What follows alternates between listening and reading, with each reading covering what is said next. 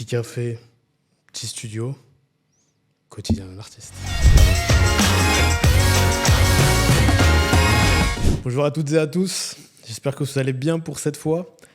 Aujourd'hui, deuxième interview sur le RSE, sur la RSE plutôt.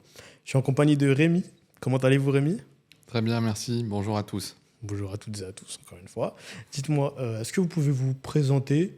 Qui êtes-vous ? Que faites-vous ? Pourquoi vous êtes ici déjà, effectivement ? Alors d'abord, j'ai été invité. Merci beaucoup, Codyweb. Merci. Je suis géomètre expert pour le cabinet TT Géomètre Expert, entreprise de géomètre expert associé, qui s'appelait à l'origine Technique Topo. On a changé de nom en 2017 pour une question de visibilité, d'où TT Géomètre Expert, TT Technique Topo, Géomètre Expert. Et donc, je suis le gérant de l'agence de Vitry-sur-Seine. On dit directeur d'agence en interne, agence d'une quinzaine de personnes. Et je fais partie du COPIL RSE depuis 2015. TT Géomètre Expert, c'est une société qui est répartie sur 15 agences. On est à peu près actuellement 220 collaborateurs.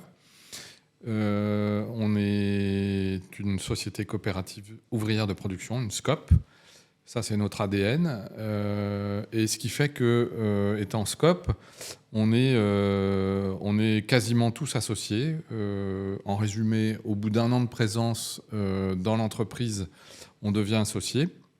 Donc, l'entreprise appartient à son personnel. Les collaborateurs sont associés et c'est très, très, très motivant pour les gens parce que on est propriétaire de notre entreprise, on détient le capital. C'est ça. Il n'y a pas de capital externe. C'est même du réglementaire, on ne peut pas avoir de capital externe. Et donc, c'est assez fascinant comme outil parce que ça fonctionne très bien. Et c'est notre ADN et on le revendique.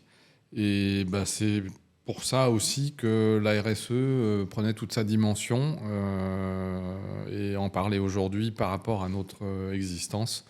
Et le fait qu'on soit une SCOP me paraît tout à fait pertinent. En résumé, en fait, tout le monde travaille bien dans cette entreprise. Tout le monde se doit de travailler bien, du coup. C'est la qualité par l'ADN SCOP et l'ADN RSE.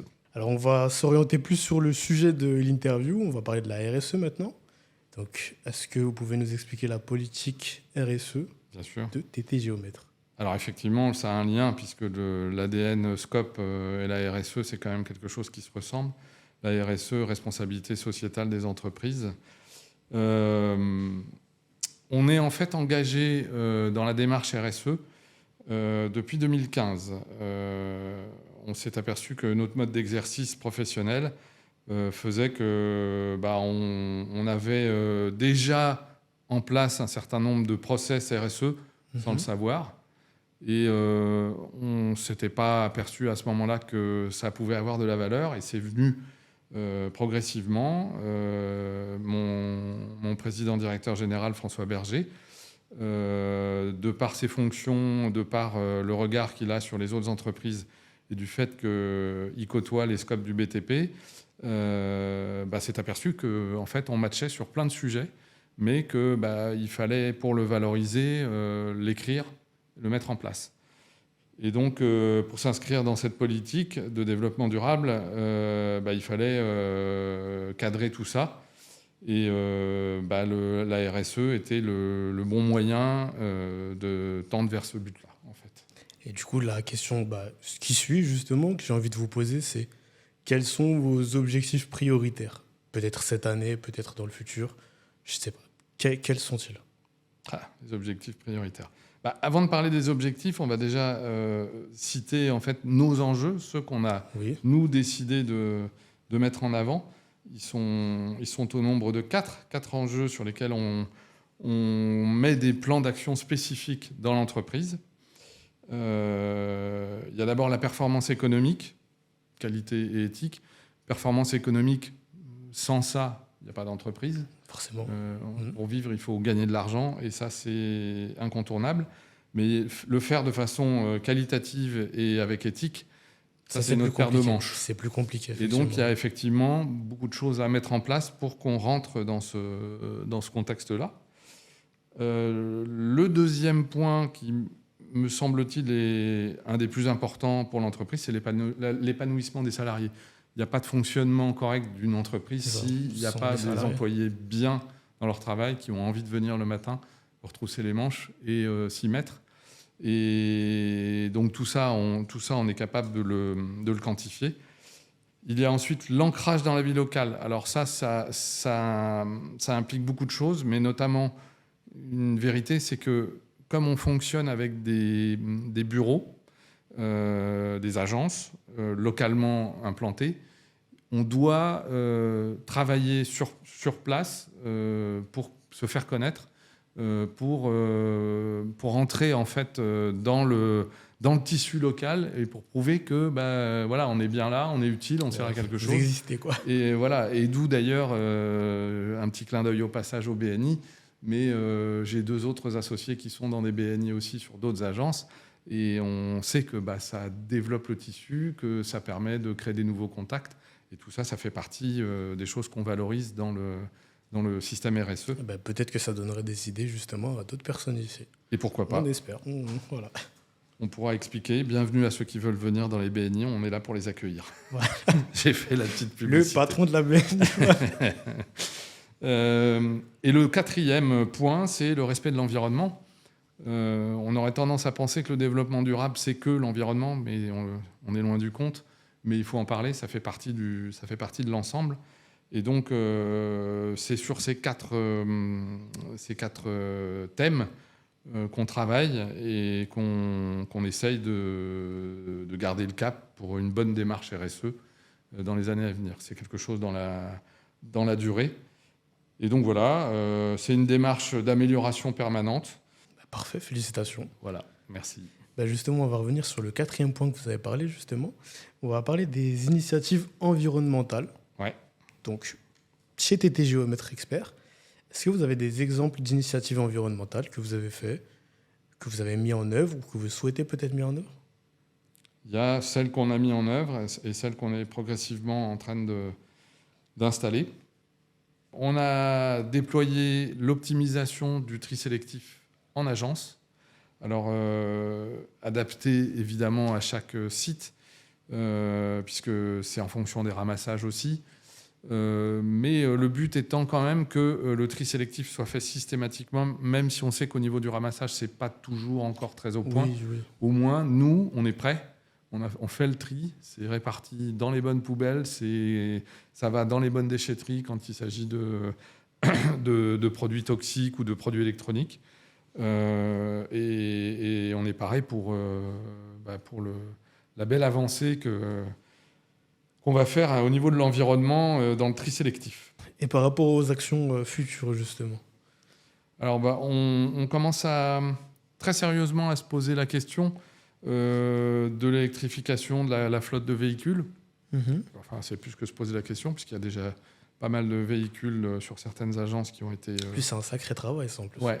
C'est aussi des véhicules qui sont limitatifs en termes de distance, donc on ne peut pas mettre ça en place partout. C'est ça. On a des agences qui font des gros déplacements. Je peux parler notamment de l'agence de Vitry-sur-Seine où il nous arrive d'aller à l'autre bout de la France. Quand on peut utiliser les transports en commun, on le fait, mais quand il y a du matériel, ce n'est pas toujours possible. Donc le côté thermique, véhicule thermique, va rester d'actualité. Probablement avec quand même un peu d'hybridation le plus possible. Oui, c'est ça. Oui, mais moi, les véhicules électriques à Vitry, ça ne peut pas être la totalité de la flotte. Donc forcément, on va se poser les bonnes questions. On essaie de mettre une politique de mobilité douce en place. Alors, c'est-à-dire, oui, politique de mobilité. Ça implique déjà d'essayer de motiver les gens qui habitent le plus près, s'ils n'ont pas l'accès au transport en commun, de prendre un vélo, par exemple, ou une trottinette. Utiliser leurs jambes aussi, quelquefois, ça marche. Franchement, c'est suffisamment proche. C'est bien sympa.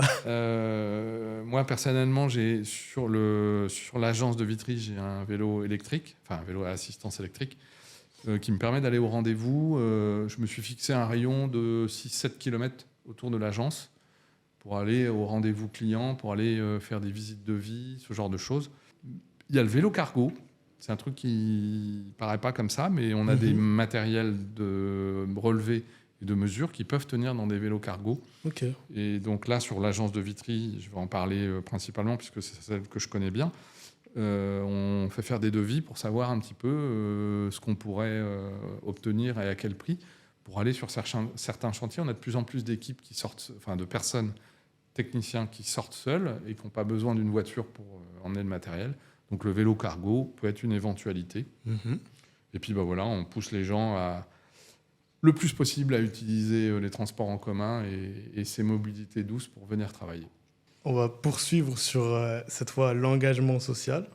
Oui. Donc, quelle stratégie utilisez-vous pour promouvoir la diversité et l'inclusion au sein de votre entreprise? Alors bon, on a en fait favorisé, on essaye, c'est quelque chose d'assez compliqué, pas par rapport à nous, mais par rapport à l'accès à ce sujet, à favoriser l'insertion des personnes en situation de handicap. C'est assez complexe parce que la communication sur le handicap est toujours empreinte de tabou. Oui.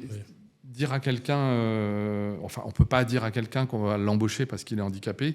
Donc notre solution, c'est de le dire, de le préciser dans nos annonces, nos propositions d'emploi. Et puis, une fois par an, on fait ce qu'on appelle la journée du Haut Day, qui permet d'accueillir une personne handicapée au cours d'une journée pour qu'elle découvre notre métier. Donc ça se fait par agence. Et je pense que c'est une possibilité pour nous rendre plus visibles sur ce sujet et pour donner l'envie. En fait, voilà. Après, le reste, il n'y a pas de sujet, en fait. Oui, c'est ça. On prend tous les CV, on voit tous les gens, et du moment que ça rentre dans le cadre de la formation, le reste ne compte pas. Voilà. Et est-ce que vos employés sont au courant de ça? Est-ce qu'ils participent à ces initiatives sociales? On essaye le plus possible. Je sais qu'il y a des agences qui sont plus impliquées là-dedans que d'autres, mais ce n'est pas un problème. On communique sur le sujet. Pour ma part, je fais partie d'une association qui s'appelle FAS Val-de-Marne, qui est en fait une fondation, Agir contre l'exclusion. Dans le cadre de cette fondation, je parraine une fois par an un jeune de l'ASE. Donc la tranche d'âge, c'est 16-21 ans à l'ASE. Et c'est passionnant parce que l'année dernière, on n'est pas passé loin d'en embaucher un. Il s'est trouvé qu'en fait, il a fini par trouver la formation qu'il voulait faire. Il ne voulait pas vraiment être géomètre, il voulait être architecte. Il est parti dans cette voie-là. Je garde un contact avec ces jeunes que je suis. Et j'ai la semaine prochaine à nouveau un entretien avec la fondation pour redémarrer une nouvelle session de 6 mois. Et comme quoi, on peut trouver de nouvelles pépites, justement. Mais on ne sait jamais. Ouais, c'est ça. Ça peut arriver de partout. Voilà, il faut ouvrir les portes à tout le monde et puis on verra, quoi. Et puis le marché du travail a été tellement tendu à un moment donné pour nous les géomètres que pourquoi pas aller chercher de ce côté-là. Et puis ça fait du bien de donner un coup de main. Tant mieux. Et ça fait partie du développement durable. C'est ça. Alors maintenant, on va parler de l'éthique des affaires. Donc, quelle procédure TT Géomètre Expert a mis en place pour garantir l'éthique et la transparence dans ces opérations? Très important. Oui, on est bien obligé d'en parler parce qu'on ne peut pas faire n'importe quoi. Et respecter les principes de la RSE, c'est aussi respecter l'éthique dans les affaires. Alors, on a rédigé un code éthique qui a été inséré dans un livret d'accueil. Ce livret d'accueil est un document qu'on distribue maintenant aux nouveaux arrivants, aux nouveaux embauchés, qui explique en fait comment fonctionne l'entreprise. Et ce code éthique, en faisant partie, le nouvel embauché est bien obligé de le lire et de se rendre compte qu'en fait, on a des règles et qu'on ne fait pas ce qu'on veut commercialement. et dans les affaires. Et donc, on l'a distribué aussi en interne, forcément, chargé d'affaires Oui, et c'est responsable ça. d'agence, pour que la lecture soit générale. Et on a mis en place aussi un dispositif d'alerte et communiqué en interne dans le cadre de la loi Sapin 2.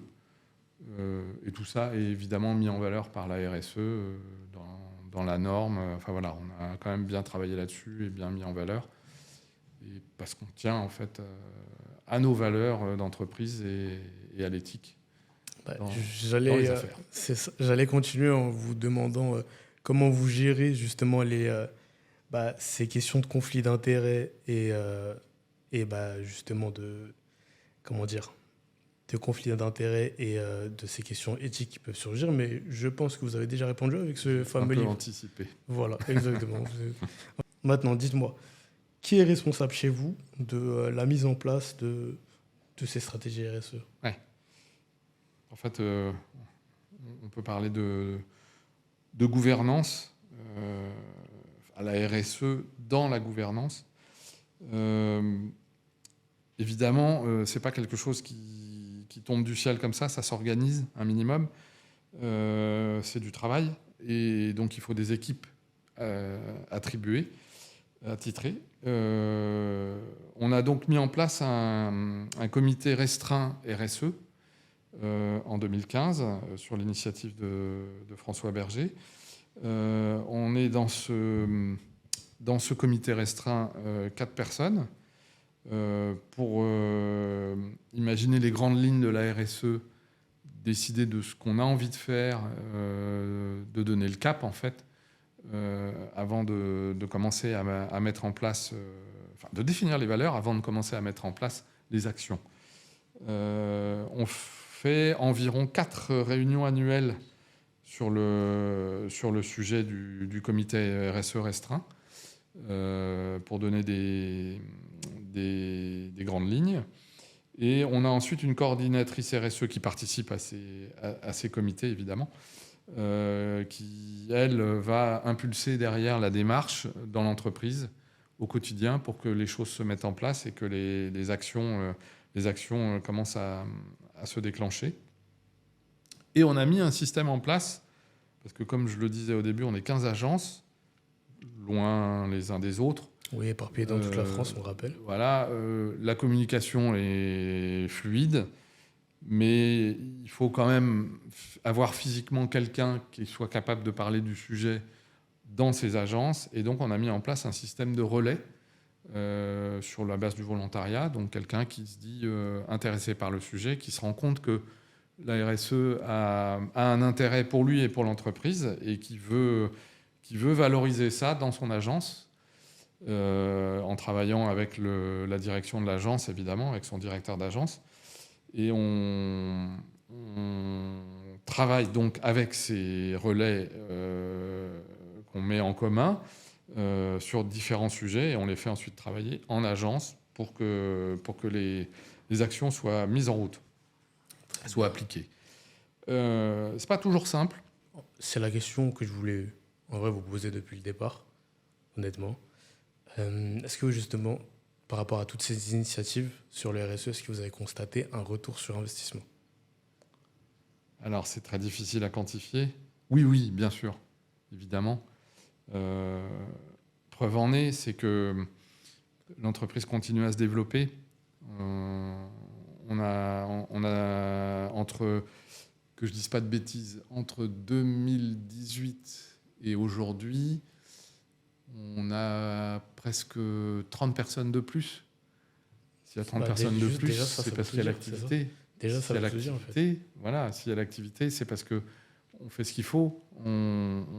Alors, la RSE ne fait pas tout, Oui, mais notre comportement RSE est visible à l'extérieur et peut donner envie à certains clients de venir nous voir.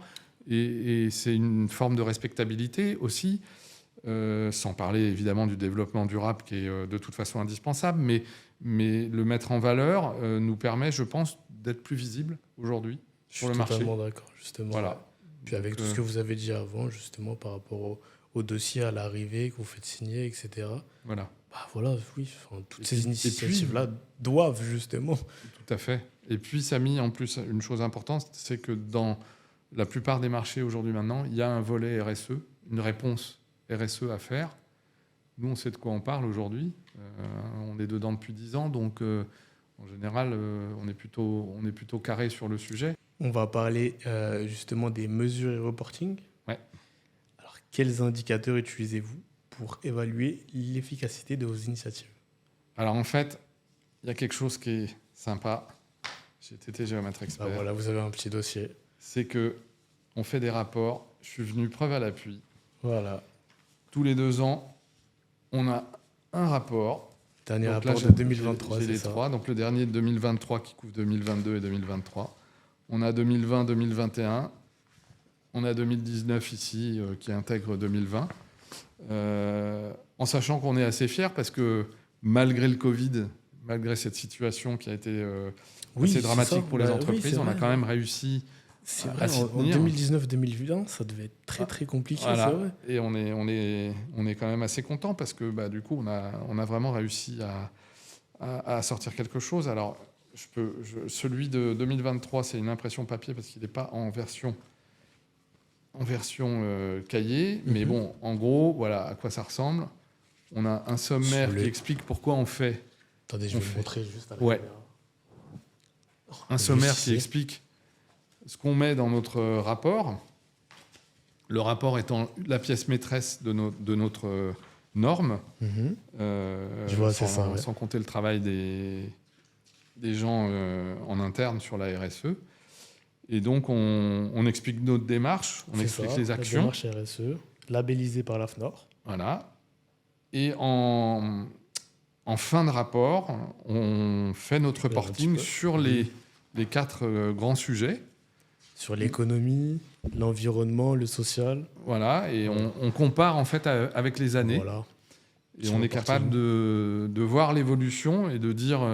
c'est un système d'alerte très intéressant au niveau de la RSE parce que les chiffres qui évoluent pas dans le bon sens alertent et permettent de traiter le sujet. Tenez, je vous le Et rends. au contraire, ces reportings avec ces chiffres, ces quantifications nous permettent de voir quand on est dans le bon thème et qu'on va dans le bon sens.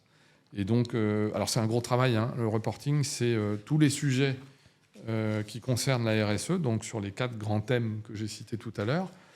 Et il faut récolter sur les 15 agences les chiffres. Oui, sur les 15 agences réparties dans toute la Voilà, France. et remonter tout ça au niveau d'un tableur et le mettre en page pour que ce soit lisible à l'extérieur, parce que ce rapport, en fait, il est distribuable, distribué Justement, et distribuable. j'allais vous le dire, à qui vous communiquez justement. Et je vais vous le laisser à la fin. Vous merci. l'aurez en main. C'est parfait.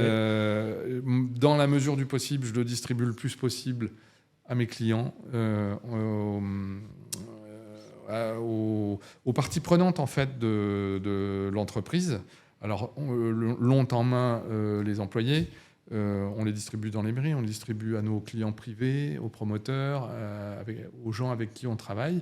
Et on les distribue aussi aux parties prenantes comme tout ce qui est fournisseurs. Enfin voilà, on essaye de se montrer et d'expliquer ce qu'on fait dans ce rapport.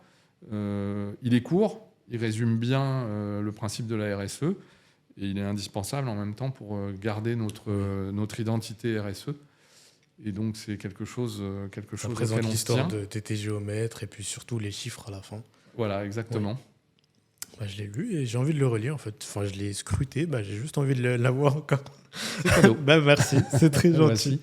Donc, Je le garderai. les 6 dernières Je années vais lire encore. de RSE en résumé et en action et en valeur. On attend celui de 2025, on va être abonné là. Ouais. On attend vraiment. On va finir Avec cette plaisir. interview en tout cas. Il nous reste juste quelques petites questions, même pas. On va parler des défis et des perspectives justement de TT Géomètre. Donc, quels sont les plus grands défis que vous avez rencontrés dans cette stratégie de RSE?